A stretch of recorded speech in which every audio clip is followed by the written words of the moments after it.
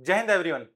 आज मैं आपको बताने वाला हूं कि अगर आपका बच्चा स्कूल जाता है और स्कूल के साथ साथ अगर आप अपने बच्चे की सैनिक स्कूल की भी प्रिपरेशन कराना चाहते हैं तो किस तरीके से आप लोगों की स्ट्रेटेजी होनी चाहिए, कैसे हमें प्रिपेयर करना चाहिए, किस तरीके से बच्चों को बताना चाहिए कि आप इस तरीके से प्रिपेयर करें। तो यही चीज मैं आपको इस वीडियो में डिटेल में बताने वाला हूं। डिस्कस करेंगे हम किस तरीके से बच्चा स्कूल के साथ साथ प्रिपरेशन कर सकता है।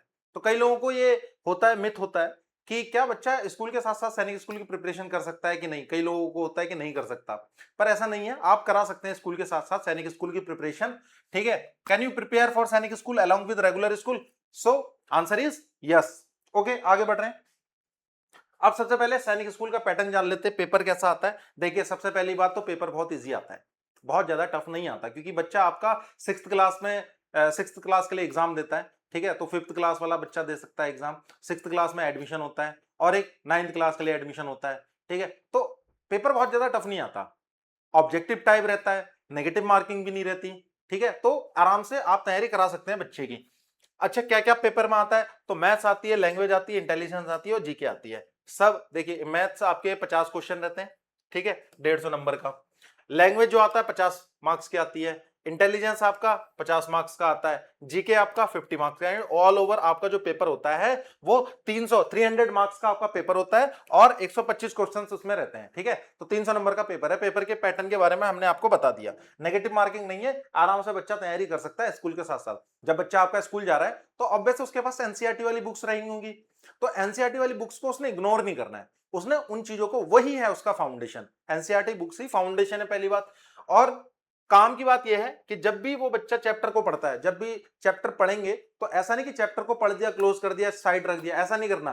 क्योंकि ऑब्जेक्टिव टाइप क्वेश्चंस आने वाले हैं आपके एग्जाम में, तो आपको क्या करना है, उनका फिर आपने ऑब्जेक्टिव क्वेश्चंस खुद से करने हैं, पूछने अपने आप से क्वेश्चन पूछने की, इसमें किस हिसाब से आपका जो है ऑब्जेक्टिव क्वेश्चंस बनाया जा सकता है। ठीक है, तो उस चैप्टर में कौन कौन से ऑब्जेक्ट, पेरेंट्स भी इसको ये रोल प्ले कर सकते हैं कि पेरेंट्स भी पूछ सकते हैं बच्चे से, ऑब्जेक्टिव टाइप क्वेश्चंस पूछ सकते हैं। जैसे चैप्टर कंप्लीट हो गया तो पूछ सकते हैं।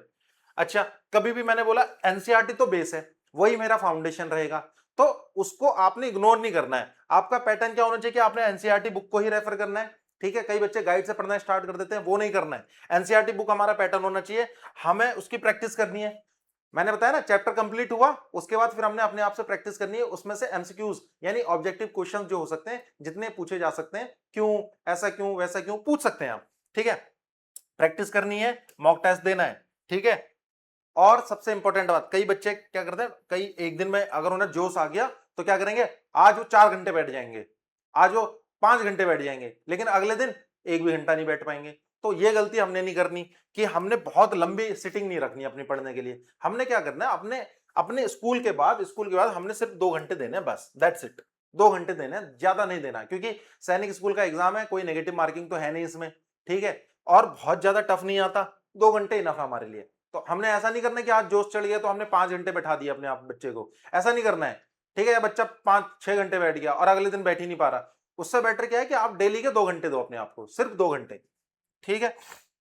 अच्छा, जो भी स्कूल टेस्ट होता है, जब बच्चे का जो आपने यूनिट टेस्ट होते हैं, जो स्कूल में यूनिट टेस्ट चलते हैं बच्चे के, तो उसमें बच्चा क्या कर सकता है कि जिस भी सब्जेक्ट का हो रहा है तो उसमें से वो एमसीक्यूज पूछ सकता है अपने आप से, यानी ऑब्जेक्टिव टाइप, जो मैंने अभी बताया ऑब्जेक्टिव क्वेश्चन करने आपसे, तो उसको वो क्या कर सकता है, एक मॉक टेस्ट बना सकता है उसका।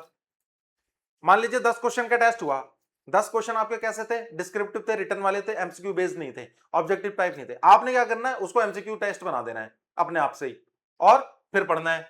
ठीक है, स्कूल टेस्ट को बना देना है। अच्छा, वीक टॉपिक्स आपने फाइंड करने हैं, जो आपके कमजोर से कमजोर टॉपिक है, क्योंकि हम टेस्ट लेते हैं, जब जब हम टेस्ट देते हैं, ठीक है, तो उससे हमें पता लगता है कि हमारे बच्चे के मार्क्स कहां पे कम है, किस जगह कम है, कौन सा उसका पोर्शन वीक है, मैथ्स का, इंग्लिश का या जीके का। तो उस हिसाब से आपने उसमें से टॉपिक्स भी फाइंड करने हैं। ठीक है, और थोड़ी सी एक्स्ट्रा, ऑब्वियस है, अगर बच्चा आपका वीक है तो बच्चे को एक्स्ट्रा प्रैक्टिस की नीड पड़ेगी। एक्स्ट्रा प्रैक्टिस की जरूरत तो पड़ेगी ना उसे, जब बच्चा वीक टॉपिक्स अगर आपने फाइंड कर लिए। ठीक है, तो उस तरीके से आप प्रिपरेशन कर सकते हैं। ओके, अगर उसने बच्चे ने होमवर्क कंप्लीट कर लिया है, तो ऐसा नहीं बच्चे का होमवर्क कंप्लीट हो गया अब वो साइड में बैठ जाएगा। उसने क्या करने हैं, 5 क्वेश्चंस मैथ्स के, अगर उसने मैथ्स का होमवर्क कंप्लीट करा है तो 5 से 10 क्वेश्चन वो निकाल सकता है। ठीक है, एमसीक्यू बेस निकाल सकता है, ऑब्जेक्टिव टाइप निकाल सकता है, 5 क्वेश्चन वो इंग्लिश के उठा ले। रीजनिंग रीजनिंग तो उसे प्रैक्टिस करनी पड़ेगी, ऐसा नहीं है रीजनिंग नहीं होगी बच्चे से, रीजनिंग होती है लेकिन थोड़ा सा टाइम लगेगा। हमने तो वहां पे टाइम को बचाना है, सेव करना है, कंपटीशन है क्योंकि ऑब्जेक्टिव टाइप है, तो बच्चे को प्रैक्टिस करवाएं। ठीक है। और जब बच्चा प्रैक्टिस करेगा, डेली 2 घंटा पढ़ रहा है अभी तक बच्चा, डेली 2 घंटा पढ़ रहा, तो आपने हफ्ते में एक दिन उसका टेस्ट लेना है, एक दिन मॉक करवाना है उसका। जब बच्चे की आप वीकली रिपोर्ट कार्ड मैनेज करोगे, मेंटेन करोगे, उसमें मैथ्स की, इंग्लिश की, जीके की, रीजनिंग की, तब आपको अपने बच्चे की कंडीशन पे थोड़ा सा इंप्रूवमेंट होता हुआ दिखाई देगा। तब पता लगेगा कि कितना आपका बच्चा कर पा रहा है इंप्रूवमेंट। ठीक है, तभी फायदा होगा। अगर आप ध्यान नहीं देंगे तो नहीं हो पाएगा। सबसे बड़ी मिस्टेक क्या करती है, सबसे बड़ी गलती है, सबसे बड़ी गलती है फोन। फोन आपका सबसे बड़ा दुश्मन है भाई, सबसे बड़ा दुश्मन क्या है आपका फोन। फोन में आपका रील्स स्क्रॉल करते करते इतना टाइम वेस्ट हो जाएगा, आपको पता ही नहीं चलेगा। आपको सिर्फ 2 घंटे देने हैं पढ़ाई को, और हम क्या करते हैं, 2 घंटे पढ़ाई को भी नहीं देते, 4-5 घंटे हम अपने फोन को दे देते हैं रील्स देख स्क्रॉल करने में, यूट्यूब खोजने में। ठीक है, वो गलतियां नहीं करनी हमने। तो फोन तो बिल्कुल बिल्कुल दूर रखो जब तक बच्चा अच्छे से प्रैक्टिस नहीं कर लेता, पढ़ नहीं लेता, पूरा काम कंप्लीट नहीं कर लेता। अगर बच्चा इतना पढ़ेगा, उस पर टाइम ही नहीं होगा फोन चलाने का, उस पर इतना टाइम ही नहीं होगा कि वो दूसरी कहीं जाके फोन चला ले या रील्स देख ले। तो स्कूल के स्टडीज के साथ साथ plus plus plus daily practice करनी है, प्लस वीकली, मैंने बताया ना, वीकली मॉक टेस्ट देना है, दिलवाना बच्चे से, क्वेश्चनिंग करनी है। ठीक है, और मॉक टेस्ट देना है मंथली में। ठीक, तो वीकली आपको क्या करना है, एनालिसिस हो जाएगा उससे। तो इस तरीके से आप सैनिक स्कूल की प्रिपरेशन को कर सकते हैं, क्योंकि ऑब्जेक्टिव टाइप है और आपका जो एग्जाम है वो ऑफलाइन ही होता है, कोई ऑनलाइन एग्जाम है नहीं। बहुत इजी एग्जाम होता है, बहुत ज्यादा टफ नहीं होता, नेगेटिव मार्किंग नहीं है, 300 नंबर का पेपर आता है, आराम से बच्चे का सिलेक्शन हो सकता है। जैसे ही उसका रिटर्न एग्जाम क्वालिफाई होता है, उसके बाद सीधे उसका मेडिकल एग्जामिनेशन होता है। ठीक है, तो और अगर आपको काउंसलिंग के टाइम पे दिक्कत आती है कि कहां पे कितने सैनिक स्कूल हैं, क्योंकि ऑल ओवर इंडिया सैनिक स्कूल्स बहुत हैं, तो पेरेंट्स को दिक्कत होती है कि कौन से सैनिक स्कूल में डालें, भाई स्कूल तो बहुत हैं। तो उसके लिए मैंने एक अलग से वीडियो बना रखा है आप लोगों के लिए, जिसमें मैंने टॉप 10 स्कूल्स बता रखे हैं, तो उसके लिए बच्चा फाइट कर सकता है। आई होप आपको ये वीडियो इन्फॉर्मेटिव लगा होगा। ठीक है, वीडियो को लाइक कर सकते हैं, शेयर करें एंड चैनल को सब्सक्राइब करें। थैंक यू एंड जय हिंद।